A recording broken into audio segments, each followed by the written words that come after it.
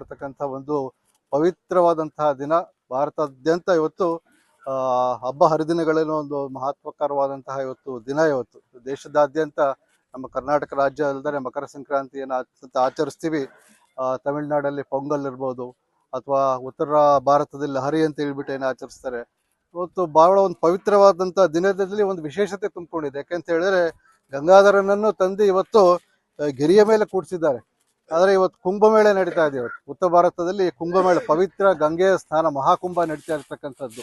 ಇವತ್ತು ಶಿವನು ಗಂಗೆಯನ್ನು ತರಬೇಕಾದ್ರೆ ತಮ್ಗೆಲ್ಲರೂ ಗೊತ್ತಿರ್ತಕ್ಕಂಥದ್ದು, ಭಗೀರಥ ತಪಸ್ಸು ಮಾಡಿ ಗಂಗೆಯನ್ನು ಧರೆಗೆ ತರಲು ಬ್ರಹ್ಮನನ್ನು ತಪಸ್ಸು ಮಾಡಿದ ಬ್ರಹ್ಮ ಗಂಗೆಯ ರಭಸಕ್ಕೆ ಭೂಮಿಯೇ ಬಿರುಕು.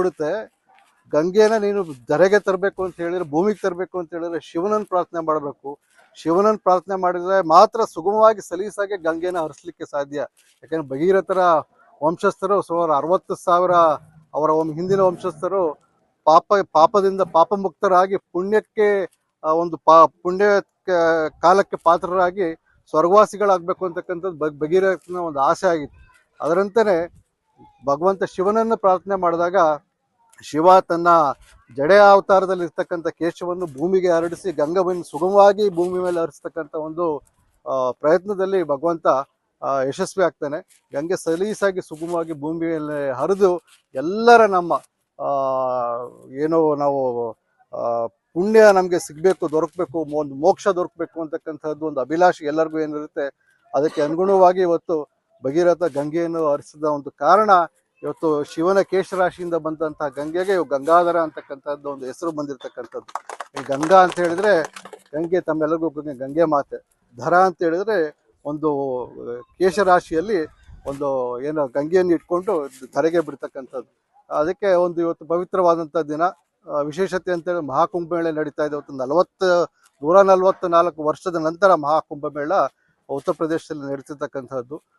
ಮಹಾಕುಂಭಮೇಳದಲ್ಲಿ 44 ದಿನ ನಡೀತಕ್ಕಂಥ ಒಂದು ಕುಂಭಮೇಳದಲ್ಲಿ 44 ಕೋಟಿ, ಒಂದು ದಿನಕ್ಕೆ 1 ಕೋಟಿಯಷ್ಟು ಜನ ಅಲ್ಲಿ ಹೋಗಿ ಪವಿತ್ರ ಸ್ನಾನವನ್ನು ಮಾಡ್ತಕ್ಕಂಥ ಒಂದು ಕಾರ್ಯದಲ್ಲಿ ತೊಡಗಿಸ್ಕೊಡ್ತಾರೆ. ಇವತ್ತು ಆ ಗಂಗೆಯನ್ನು ಭೂಮಿಗೆ ಕಳಿಸ್ಕೊಟ್ಟಂತ ಶಿವನ ಒಂದು ಕೃಪಕಟಾಕ್ಷದಿಂದ ಇಷ್ಟು ಜನ ಪ್ರಪಂಚದಾದ್ಯಂತ ಧರ್ಮ ಜಾತಿಗಳನ್ನು ಬಿಟ್ಟು ಇವತ್ತು ಗಂಗೆಯನ್ನು ಪೂಜೆ ಮಾಡ್ತಕ್ಕಂಥ ಒಂದು ಪವಿತ್ರವಾದಂಥ ಒಂದು ಕಾರ್ಯದಲ್ಲಿ ಎಲ್ಲರೂ ಕೂಡ ತೊಡಗಿಸ್ಕೊಡ್ತಾರೆ.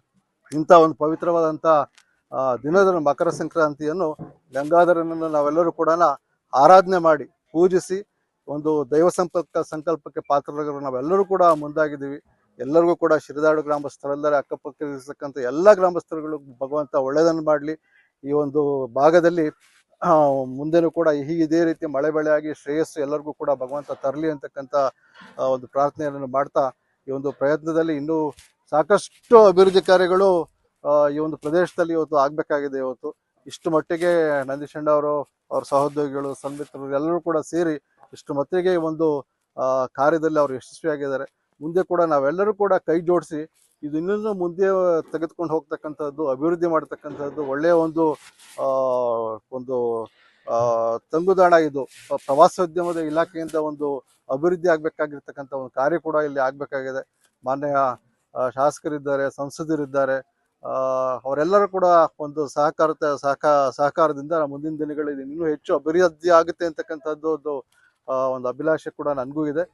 ಅದೇ ರೀತಿ ನಿಟ್ಟಿನಲ್ಲಿ ನಾವೆಲ್ಲರೂ ಕೂಡ ಆ ನಿಟ್ಟಿನಲ್ಲಿ ಪ್ರಯತ್ನ ಮಾಡೋಣ ಅಂತಕ್ಕಂಥ ಮಾತನ್ನ ಹೇಳ್ತಾ, ನಂದೀಶಣ್ಣ ಅವರು ಹೇಳಿದ್ರು ಬಹಳಷ್ಟು ಕೆಲಸಗಳು ಮಾಡಿದ್ದಾರೆ ಅಂತ ಹೇಳ್ಬಿಟ್ಟು. ನನಗೆ ಸಿಕ್ಕಿದ್ದೇ ಒಂದು ಅಲ್ಪಾವಧಿ, 2.5 ವರ್ಷ ಕಾಲಾವಧಿ ಸಿಕ್ಕಿದ್ದು. 1 ವರ್ಷ ಅದರಲ್ಲಿ ಕೊರೋನಾದಲ್ಲಿ ಕೋವಿಡ್ನಲ್ಲಿ ಕಳೀತಕ್ಕಂಥ ಒಂದು ಸಂದರ್ಭ ನಾವೆಲ್ಲ ಎದುರು ನೋಡ್ಬೇಕಾಯ್ತು.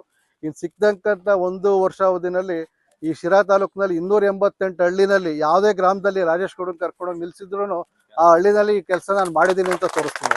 ಹಾಗಾದ್ರೆ ಅಷ್ಟು ಅಲ್ಪಾವಧಿನಲ್ಲಿ ಕರ್ನಾಟಕ ರಾಜ್ಯ ಸರ್ಕಾರ ಕೂಡ ಅಷ್ಟೇ ಒಂದು ನಮಗೆ ಸ್ಪಂದನೆ ಕೊಟ್ಟು ಬಹಳ ಒಂದು ಅತ್ಯಂತ ಅಭಿವೃದ್ಧಿ ಕಾರ್ಯಗಳಿಗೆ ಆ ಸಂದರ್ಭದಲ್ಲಿ ಕೈ ಜೋಡಿಸ್ತು. ಎಲ್ಲರೂ ಕೂಡ ನಾನು ಕೃತಜ್ಞತೆಗಳನ್ನು ಹೇಳ್ತಾ, ತಾವೆಲ್ಲರೂ ಕೂಡ ಸಹಕಾರ, ಒಂದು ಉತ್ಸಾಹ, ಗ್ರಾಮಕ್ಕೆ ಬಂದಾಗ ಈ ಕೆಲಸ ಆಗಬೇಕು, ಆ ಕೆಲಸ ಆಗಬೇಕು ಅಂತ ಹೇಳ್ಬಿಟ್ಟು ತಾವು ನಮ್ಮನ್ನ ಮನವೊಲಿಸ್ತಿದ್ರೆ ನಾವು ಕೂಡ ಮುಂದಾಗ್ತಿರ್ಲಿಲ್ಲ ಕೆಲಸ ಮಾಡಲಿಕ್ಕೆ.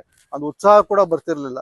ಯಾಕಂದ್ರೆ ವೈಯಕ್ತಿಕವಾಗಿ ಒಂದು ಪ್ರದೇಶಕ್ಕೆ ನಾವು ಹೋದಾಗ ಹಳ್ಳಿ ಕಾಡಿನಲ್ಲಿ ಹೋದಾಗ ಇಂಥ ಸಂಕಷ್ಟದಲ್ಲಿ ಗ್ರಾಮಸ್ಥರು ಒಳಗಾಗಿದ್ದಾರೆ ಅಂತಕ್ಕಂಥದ್ದು ನಮಗೆ ವೈಯಕ್ತಿಕವಾಗಿ ಮಾನಸಿಕವಾಗಿ ನಮ್ಗೆ ಅರಿವಾದಾಗ ಮಾತ್ರ ಇದಕ್ಕೆ ಪರಿಹಾರ ಕೊಡಬೇಕು ಅಂತಕ್ಕಂಥ ಒಂದು ಪ್ರಯತ್ನ ನಾವು ಮಾಡ್ಲಿಕ್ಕಾಗ್ತದೆ.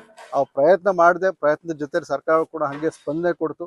ಆ ಸ್ಪಂದನೆಯಿಂದ ಇಷ್ಟಾರು ಕೆಲಸಗಳನ್ನ ನಮ್ಗೆ ಮಾಡಲಿಕ್ಕೆ ಸಾಧ್ಯ ಆಯಿತು. ಮುಂದೆ ನೋಡೋಣ, ಗಂಗಾಧರೇಶ್ವರನ ಅನುಗ್ರಹದಿಂದ ನಮ್ಗೇನಾದ್ರು ಮುಂದೆ ಅಧಿಕಾರ ಬಂದರೆ ಇನ್ನೂ ಒಂದು ಹೆಚ್ಚು ಮಹಾಪರ್ವದತ್ತ ಸಿರಾ ತಾಲೂಕನ್ನು ನಾವು ಕೊಂಡೊಯ್ತೀವಿ ಅಂತಕ್ಕಂಥ ಮಾತನ್ನು ಹೇಳ್ತಾ ತಮ್ಮೆಲ್ಲರೂ ಕೂಡ ವಂದಿಸುತ್ತಾ ನನ್ನ ಮಾತನ್ನು